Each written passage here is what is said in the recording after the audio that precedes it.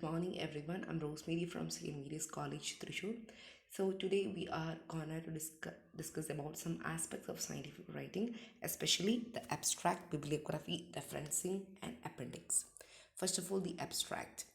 It's a brief summary that tells readers what to expect. So it should be shorter than an introduction, and we should think about three things. That is, it states the research problem, it announces key themes, and it ends with a statement of the main point or with a launching point that anticipates the main point in the full text. So we can adopt three different methods to write an abstract. First of all, context problem main point method. That is, the kind of abstract is an abbreviated introduction. So it begins with a sentence or two to establish the context of previous research, continue with a sentence or two, state the problem, and it concludes with the main results of the research. And the second method is context problem launching point. So it's same as about the previous one, but except the abstract state does not state the specific results of that result. Okay, it's only their general nature. And then summary method, that means a summary states the context and the problem. Okay, before reporting the result, it summarizes the rest of the report. So this is what we do in the summary method. Then coming to the bibliography. So bibliography is a list of sources that is one consults and references in a research paper or project. So bibliographies are required whenever a writer consults a source for their research, whether they directly or indirectly use information from the reference. So this application gives credit to the original author of that particular information. So it will keep away from the plagiarism, and the format and title of the bibliography depend on what citation style the writer uses. See, for the Chicago style, that we use that name as bibliography, but in the APA style we will use the name as reference, but in the MLA style we will be use the title as works cited. So but the thing is that it's a list of sources that we taken up for the research. Then references. So what is the reference in a thesis? It's a reference list. It's a list of the publication information for the sources you have cited in your paper, and is intended to give your readers all the information they need to find those sources. So in other publication styles, this list may be called a bibliography or a work cited, as I said earlier. So we should reference whenever we use someone else's idea. Otherwise, it will be a plagiarism. Then why, as I said, why we need to reference, that means it help us to avoid plagiarism by making it clear which ideas are our own and which are someone else's, and it shows our understanding of the topic, and it gives us supporting evidence for our ideas, arguments, and opinions, and allow others to identify the sources that we have used. Then, methods of referencing. There are several methods, and the prominent five one are stated here. That is Modern Language Association System, American Psychological Association System, Harvard System, then Modern Humanities Research Association System, then the Chicago style. So let us discuss the two important styles in the referencing. First of all, APA.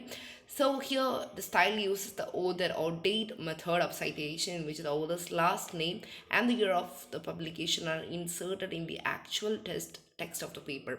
So it is a style recommended by the American Psychological Association, and it is prominently used for the social sciences. Okay, so the basic format is, first of all, the author's last name, then the first initial, then the year, book title, subtitle, and if other than first edition, we should acknowledge the edition, then the publisher.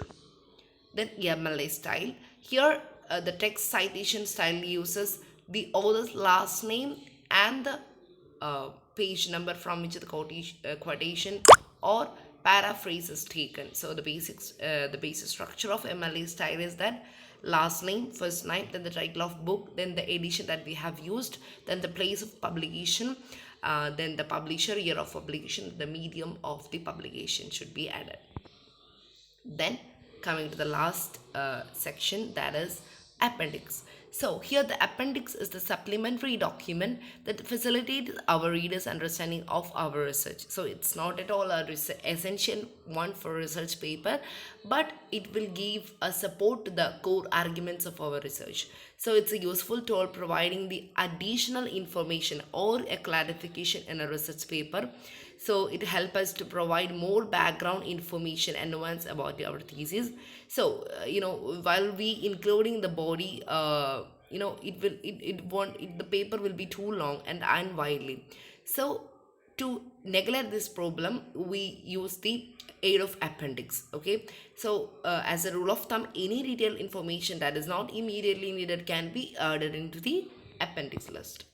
Then what can be added? As I said earlier, we can add the supplementary results, statistical analysis, then the further informations on surveys and interviews, then the list of abbreviations, then glossary. Then we can add the kind of results in table, figures, and other graphic forms. Then how to format this? We should always start each appendix on a new page and assign in both a number or a letter and a clear title such as appendix A, appendix B, like in that way.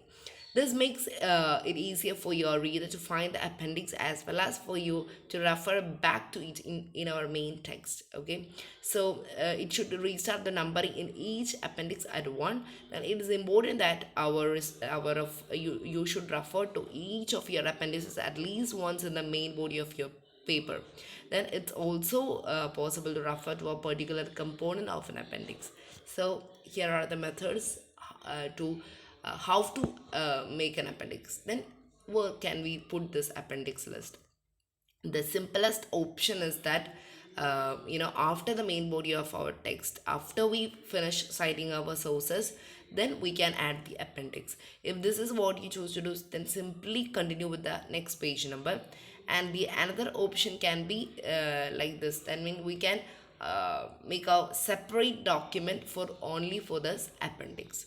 So here are the list books that we can refer to studies these topics, and these are the sites we can use for studies these topics, and these are the all things about this four aspects of the scientific writing. And thank you.